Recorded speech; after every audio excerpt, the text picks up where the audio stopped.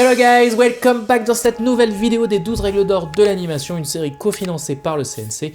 Dans cette nouvelle vidéo, nous allons voir un principe qui est souvent relié au principe de l'overlap et du follow-through, alors que ça n'a rien à voir. On va regarder ce que Franck et Oli nous en disent. Souvent, l'idée que l'on veut faire passer à l'écran peut être fortifiée par une action subsidiaire du corps.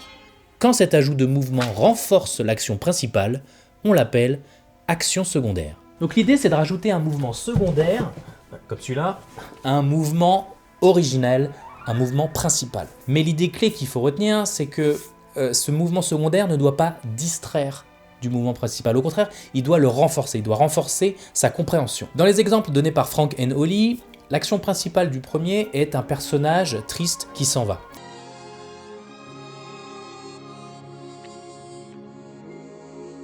Donc l'action secondaire va être de lui faire sécher une larme.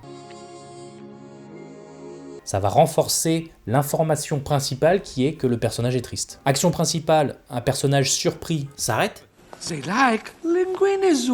Action secondaire, il secoue la tête.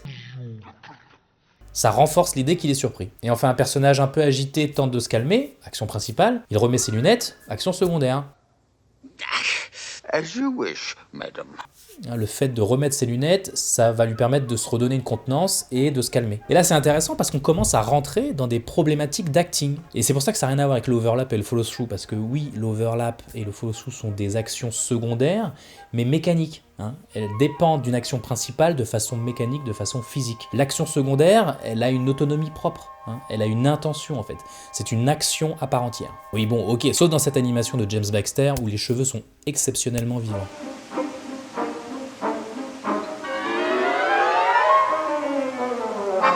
Donc regardons un exemple concret dans une anime d'Ollie Johnston de La Belle au Bois dormant. Don't you see? A flower can't prick its finger. It has nails. No, that's right.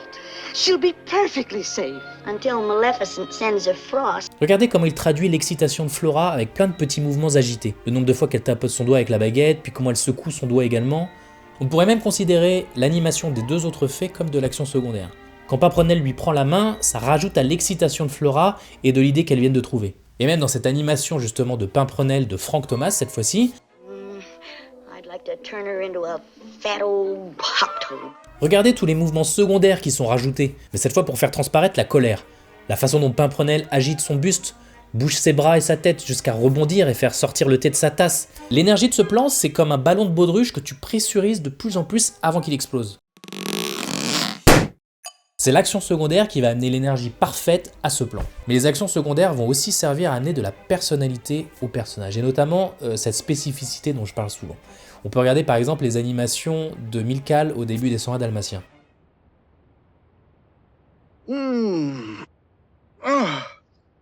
After 5 already. Fancy that.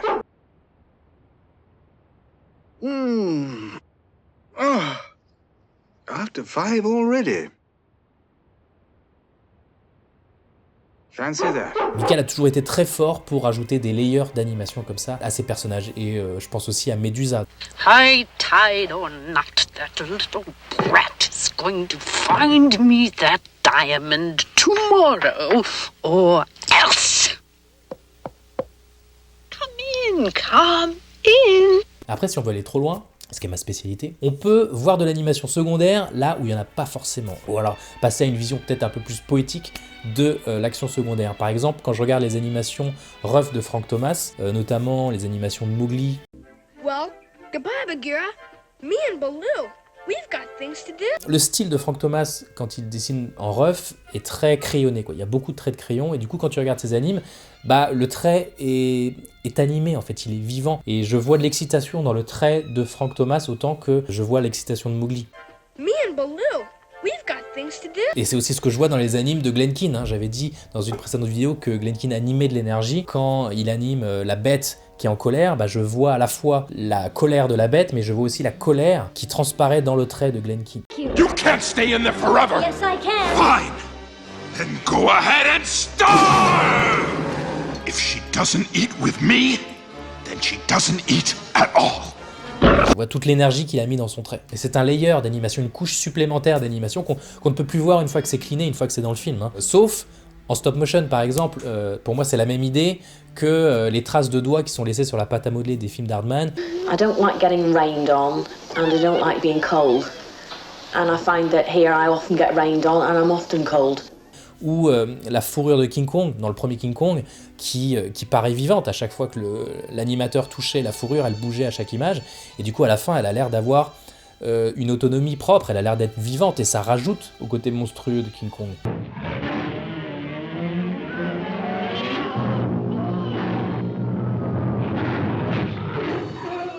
Bon, peut-être que je vais un peu trop loin, donc on va s'arrêter là. Et on va retrouver mon amie Nastasia d'Illumination qui nous a préparé une animation exclusivement pour cette vidéo. Petite transition. Les travaux là. Je sais que c'est une action secondaire par rapport au tournage, mais... Je viens parasiter la vidéo. Donc ce qui est trop bien, c'est que tu nous as fait une animation spéciale pour la vidéo pour expliquer le truc. Mais alors d'abord, toi, quand je t'ai proposé de faire ce principe, enfin je crois que c'est toi qui l'as choisi. Oui, t'avais choisi. J'adore ce principe. Et pourquoi t'adores ce principe en fait? Alors, pourquoi j'adore? C'est que pour moi, c'est vraiment le principe qui donne la vie, enfin qui insuffle la vie dans les personnages. Parce que tu peux faire genre des super spacing, des bons posings et tout. Ça va jouer énormément, c'est sûr, parce que pour moi, les posings aussi, c'est giga important. Mais je trouve que tant que tu n'auras pas ces petites animations secondaires qui... Je sais pas, les petites choses que tu fais sans t'en rendre compte, les petits tics, les petites respi et tout, ça manquera le petit truc qui fait que ton anime, elle prend toute son ampleur. Then one day, Liam did something I never expected. Max! I love you, Max. And from then on, everything was different. C'est le petit truc créatif, en plus il n'y a pas de limite, c'est tellement vaste ce que tu peux faire que... Mais comme tu dis, c'est le truc en plus, c'est-à-dire que c'est pas nécessaire, c'est vraiment un truc que tu rajoutes. Ouais, c'est ça. Et non seulement ça amplifie, mais ça rend le personnage plus profond, plus... tu sens qu'il a un background derrière, que tu sens qu'il y a des pensées, des choses qui se passent dans sa tête, et que c'est pas juste un acteur qui fait une action parce qu'on lui a dit de faire cette action. You did all this, but why? Alors du coup, on peut voir ton anime? Oui. Hop. On est good? Ouais. Du coup, donc, la première. Equals Emily. 9. Emily. Donc, c'est la version super simple. Enfin, super simple. J'aurais pu faire encore plus simple. Qu'est-ce que tu aurais pu faire encore plus simple, tu penses? J'aurais pu ne pas mettre les petits clignements d'yeux, les petits darts aussi, gauche-droite. J'aurais pu ne pas les mettre. Donc c'est quoi que tu te dirais, si tu as un réel qui te fait un brief sur ça, c'est quoi le brief là? Du coup, le brief, ce serait, elle lit l'équation au tableau et elle répond. Ça, c'est l'information à faire passer. Et à la rigueur, ce que ça dit sur le personnage, c'est juste qu'elle a elle a la bonne réponse. Mais ça ne dit pas forcément beaucoup sur le personnage en lui-même. Non, même, on n'est pas sûr qu'elle a bon en vrai. Ça, on... Bah si, parce que moi j'ai fait le calcul. Oui, mais oui, sur elle a bon. 4, 4 plus 5, 9, racine carrée de Elle a 9, bon, 3, 2 fois 3, 6, 6 plus 3, 9. Bam. Elle a bon, mais c'est une enfant. Souvent, quand t'es à l'école, Ouais. t'es jamais sûr à fond, tu vois. Donc, ok, donc on a ça. Après, tu as rajouté une première action secondaire. Ouais.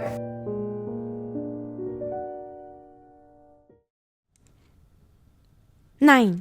Donc là, Ça en a rajouté, en 2 temps. Une action secondaire, mais en 2 temps. dans mon idée, c'était vraiment le truc de elle fait une moue, tu vois, pour vraiment montrer qu'elle réfléchit intensément, quoi. Ouais. Enfin, moi, genre... Et du coup, je sais pas, oui, ça, effectivement, c'est en 2 temps, mais pour moi, c'était un peu la même idée. Bah, ça renforce C'est ça. l'action qui est de... Elle réfléchit avant de donner la réponse, quoi. Voilà, j'aurais même pu pousser un truc un peu plus, une tête encore plus marrante ou quoi. Mais bon, là, je voulais vraiment que l'idée soit claire. Du coup, c'était vraiment genre la tête qui se contracte pour montrer qu'il y a une réflexion intense, genre on contracte les muscles. Enfin voilà.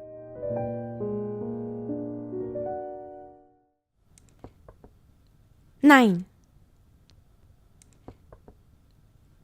Et là encore, ça renforce l'idée qu'elle réfléchit, qu'elle est concentrée pour trouver la réponse. Donc ça renforce quand même l'idée principale, l'action principale. Le problème qu'on avait quand on cherchait des idées, c'était que tu voulais pas faire quelque chose qui soit trop cliché. Ouais. Parce que c'est le problème, ça c'est un des problèmes de ce principe, c'est qu'avec le temps, en fait il y a beaucoup d'actions secondaires qui sont devenues des mimiques, quoi, des clichés d'anime. Je pense. Moi je pense à ça là. Genre voilà, quand c'est quelqu'un est gêné, Mais ça, c'est Baloo. Toi, c'est le plan de. Je sais plus si c'est Ollie Johnson qui avait fait ça, ou Frank Thomas. First, we thought of things like a hand on the face, rubbing the chin. Gee, what can I say to this guy? Or things like that. Wallace Beery used to do that, and it was pretty effective.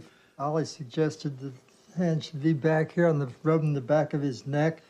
I don't know, the best, though, the one that communicated the best to the audience to me was one that started here and then pulled off and came around the face, but didn't stay on the face. Came down here to the chest, and I knew a guy in the Army who used to scratch his chest all the time when he was thinking this way, and I thought, well, maybe that's the best thing to do. Gee whiz. Now, how did old Baggy put it? Et il est gêné, il se passe la main dans la nuque, et ça, c'est un truc qui est devenu un cliché en fait.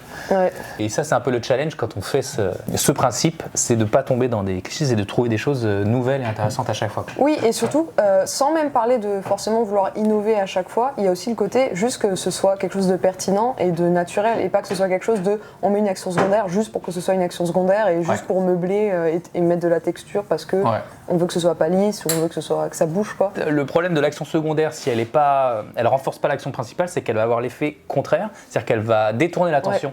Et ça, c'est le danger. Where are you going? Delroy is the sea dragon now. Of course! I love that! You're next. No, you're gonna be gentle. Okay, Freddy, come on! Goku, he's gonna take you to his kitchen, he's gonna serve you to people with oranges! Hey, what's happening? En gros, ça doit pas empêcher de lire l'action principale, quoi.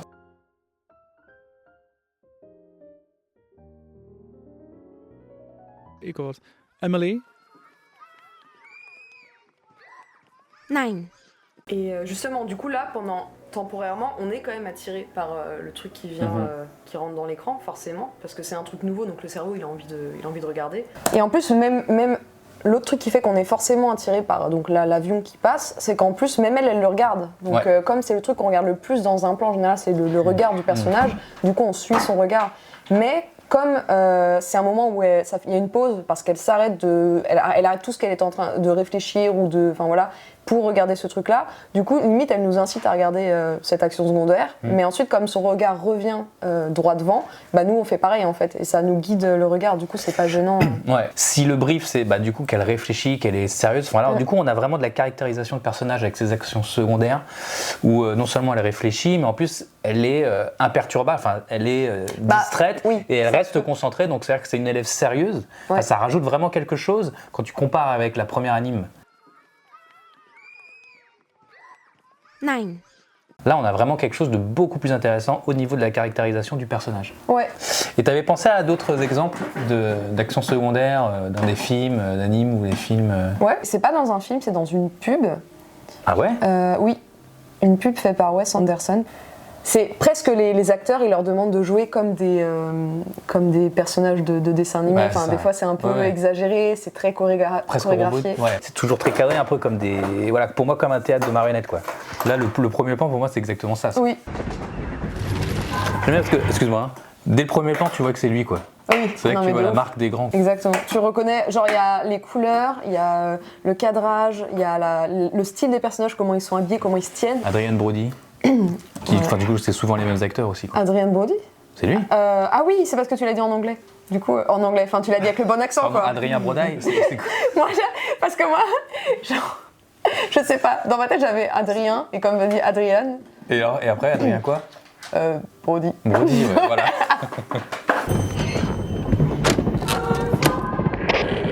Good morning, passengers of Coach 14. This is Conductor Ralph speaking.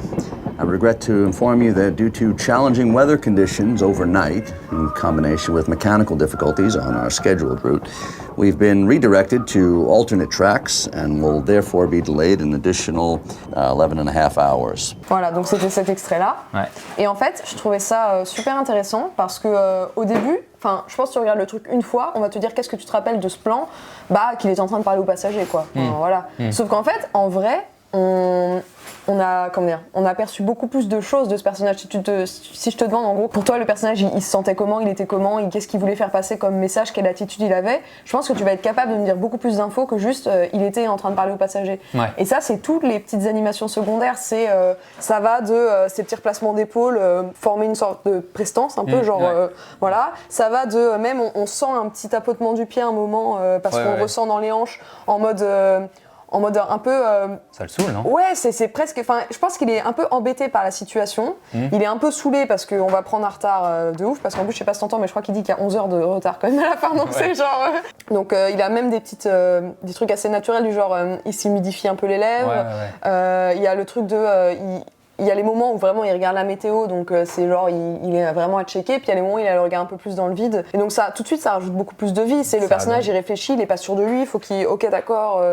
Ça donne de l'épaisseur. En fait, c'est ce que tu disais au tout début, quoi. C'est ça qui donne la vie au personnage. C'est pas. Ouais, puis c'est moins contrôlé, c'est moins robotique, comme tu disais au début. C'est que un robot, il a pas besoin de réfléchir, c'est tout défile, bam bam bam, et c'est carré, tout se passe exactement.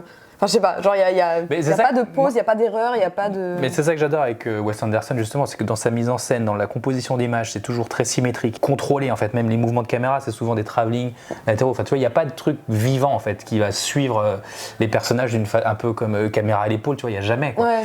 Donc, il y a un truc qui est très figé, très robotique, en fait. Même aussi dans les vêtements, tu vois, tu sens qu'en fait, ils portent toujours des vêtements neufs, hein. Il y a quelque chose de très lissé, quoi, sur la mise en scène de Wes Anderson, mais par contre l'acting des personnages il est toujours très juste, très vrai. Non mais parfois il y a des exagérations et tout ça. Je trouve quand même qu'il y a un côté exubérant où genre tu dis c'est vrai, il y a plein d'actions secondaires qui sont bien senties et qui font vivant et naturel, mais en même temps tu sens que tout a été réfléchi parce que c'est pour ça que j'ai aussi choisi cet exemple-là, c'est que tout est très lisible. Presque on dirait que Wes Anderson quand il les a briefés, il avait trouvé toutes les bonnes idées, un peu comme des bons animateurs qui ont trouvé toutes les bonnes idées. Et ça pourrait être un plan d'animation ça. Oui. Voilà, mais il lui dit quoi faire à quel moment et presque on dirait que ça a été répété, tu vois. Je trouve qu'on sent quand même que tout a été répété dans la façon de faire. Alors du coup, ça me rappelait aussi un exemple d'animation justement de Milcal de Médusa. Elle me fait trop penser à Dracula dans sa façon de... Mais oui, parce que c'est un monstre en fait, c'est une sorcière. Don't tell me, Snoops. Let me guess. You found it. You've found the diamond. C'est tout ce qu'elle fait avec sa main là. Give you time, you bungler. Voilà, donc ça c'est quand elle appelle Penny. Toi, il faut que je te parle. Donc là on voit qu'elle est énervée, donc elle est en mode premier degré. Elle enlève sa boucle d'oreille, elle la balance, tu vois, donc tu vois qu'elle est super vénère. Mais du coup là, il choisit en fait de faire ce dialogue à un moment où elle va se démaquiller. Donc tu vois, elle change de... elle switch, ça c'est carrément c'est l'exemple parfait. Et donc regarde la manière en fait, donc il va faire l'action secondaire qui est du coup de se démaquiller. Do you know what would make Auntie Medusa very happy? Toi, c'est vraiment la sorcière. Et donc ça, en fait finalement c'est pas tant le fait qu'il rajoute l'action secondaire de se démaquiller, c'est le fait de l'animer de cette façon qui fait qu'on dirait que c'est une sorcière quoi. Ouais. Et en plus, ça contraste vachement avec le ton de sa voix, c'est ça qui est trop bien. Voilà. Parce qu'elle a une voix très mielleuse, très mais non, et elle s'arrache le cil. C'est le double. En fait, parce qu'en plus, du coup, c'est très symbolique d'avoir choisi le fait de se démaquiller, parce que c'est un peu ce truc où on enlève le masque, on dévoile son vrai visage. Donc là, en fait, elle dévoile son vrai visage par l'action secondaire. Donc au lieu de perturber, de distraire, ça renforce le côté monstrueux en fait et sorcière quoi du personnage. Et alors ce qui est trop bien, c'est que il est allé trop loin, Milcal. Il a fait un autre plan, il a été viré du film. Non. Parce que l'action secondaire était too much, tu vois. Attends. That's right, dear. Ce qu'elle fait là. En fait, et là en fait il est allé trop loin et donc ça a été coupé au montage, ce qui est quand même hyper rare pour Milcal quoi. Donc l'animation est géniale. Je trouve que c'est que la fin qui est trop. Genre je trouve le début ça colle un peu, mais c'est la tête qu'elle fait à la fin là. C'est le petit tilt et puis ça sert à rien. Mais moi je trouve que ce qui est génial c'est que il y a un peu ce côté quand je te dis sorcière qui essaye d'envoûter quoi. C'est ce qu'elle essaye de faire. Je te parle avec gentillesse parce que j'essaie de t'envoûter, de t'amadouer, de te manipuler, quoi. Ouais, la fin, ça c'est la fin qui est battante. C'est un film d'horreur, en fait. C'est dans un film d'horreur. That's right, dear. Ouais, j'avoue, la fin. Et ça, si tu regardes le film maintenant, en fait, tu sens que ça a été enlevé parce que tu passes d'un plan large de Penny à un gros plan et tu l'entends juste en off. Ils ont enlevé ce plan, quoi. You want me to find that diamond? That's right, dear. I've tried hard as I could. Parce que l'action de secondaire était too much. Ok. I swear if you didn't have my kid in your show, you'd be out of that window by now. Please. I'm so You sorry. better have Calloway by the end of next week, or so help me. Du coup, il y a un truc que je trouvais important de préciser parce que souvent les étudiants, enfin moi je le sais parce que après on est tous différents, mais moi j'ai fait ça au début, cette erreur un petit peu, c'est que quand on nous présente les 12 principes, on a l'impression que c'est les clés magiques, genre le truc, on va appliquer à la lettre chaque principe et waouh, ça y est, notre anime elle sera incroyable. Et en fait, ce que je trouve trop cool avec l'animation secondaire, qui peut peut-être faire peur au début puisqu'on se sent un peu peut-être perdu, mais que ça ouvre, pour moi c'est tellement créatif comme concept, c'est qu'en gros c'est vraiment un principe où une fois que tu le découvres ou que tu apprends que ce principe existe, et ben là tu vas commencer à regarder un peu mieux autour de toi les petits gestes que font les gens. Where? Tu vas plus capter toi, je sais pas, des petits trucs que tu fais au quotidien, tu fais « Oh c'est marrant, j'ai fait ça, c'est rigolo » ou des petits tics que tu vas les remarquer sur les vidéos « Oh c'est bizarre quand je fais ça ». Which part? Trashy, vermin. Let the record reflect. I just meant to say trashy vermin. Which I'm not saying that's good, but I wasn't doubling down on trashy vermin. Et peut-être même toi ça va te gêner, mais tu vas te dire tiens ce sera une idée pour la prochaine fois. Et même dans les films etc. Enfin en gros tu vas te créer une banque de données dans ta tête et ça va t'aider à avoir plein d'idées pour la fois d'après pour des plans que tu vas faire. Certes tu peux toujours quand on te donne un plan à faire aller chercher toi-même des références, mais des fois si toi t'as pas déjà des idées en tête, c'est dur de taper un peu au pif et de trouver des idées.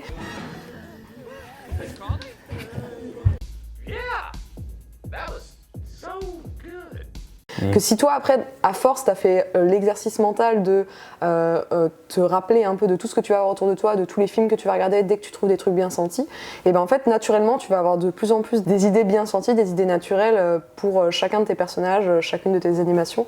Et c'est ça, là où je trouve que c'est trop bien, c'est qu'il faut pas prendre ce principe comme une règle, un truc à appliquer, faut le prendre comme ah donc ce principe existe, ça apporte de la vie. C'est plus on met le doigt, un nom sur quelque chose qui est important dans l'animation, et nous après c'est à nous de je sais pas, s'en servir à notre façon et de digérer tout ce qu'on voit pour s'en servir en gros. Et ça je trouve ça genre trop bien. Enfin, voilà, je trouve ça important de préciser parce que voilà. Non, c'est cool. Un truc précis. Bon, merci beaucoup Nastou. De rien.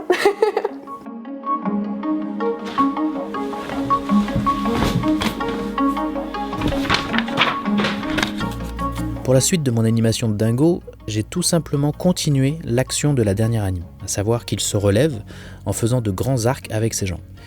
Et j'ai choisi comme action secondaire qu'il lance son chapeau sur sa tête, tout simplement.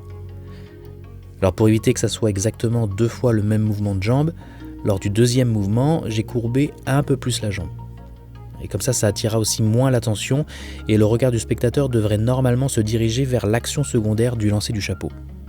Ce mouvement est toujours totalement improbable et du coup à chaque nouveau pas, le corps de Dingo se twiste et se vrille. Il faudra donc pour la suite de l'anime que je le sorte de cette situation compliquée, ce qu'on verra la prochaine fois. En attendant, je vous laisse avec cet anime, dites-moi toujours bien dans les commentaires ce que vous en pensez. On se retrouve dans la prochaine vidéo pour le prochain principe. Des bisous, ciao.